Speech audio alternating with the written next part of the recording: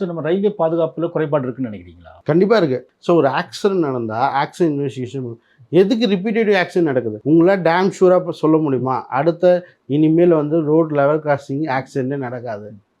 சொல்லுங்கள். அப்போ குறைபாடு இருக்குனால அதான் சொல்கிறேன் திருப்பி அந்த ரயில்வே கிராஸர் வந்து கேட்டை ஒழுங்காக க்ளோஸ் பண்ணியிருந்தா கிராஸே பண்ணியிருக்க மாட்டாரே. இந்த சப்ஜெக்டே இல்லையே, ஆக்சிடென்ட்டே இல்லையே. சார் நான் என்ன சொல்கிறேன்னா வேன் டிரைவர் மட்டும் போட்டோம் சொல்ல வரேன்.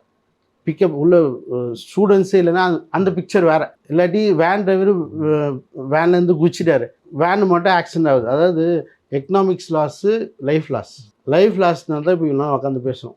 ஒரு வேனில் 3 வேன் போனால் கூட நம்ம காசு கொடுத்து வாங்கிக்கலாம். So this a matter. So திருப்பி சொன்னால் சேஃப்டி ஃபஸ்ட். சேஃப்டியில் வந்து முதல் பொறுப்பு அரசாங்கத்துக்கிட்ட தான் இருக்குது.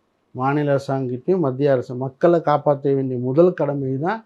எல்லா ஆர்டர்லேயும் நீங்கள் ஐஏஎஸ் எடுத்துங்க, ஐபிஎஸ் எடுத்துங்க, சிஎம் எடுத்து, மினிஸ்டர் அவங்க முதல் வேலையே வந்து மக்களை காப்பாற்ற வேண்டியது தான் முதல் தலையாய கடமை.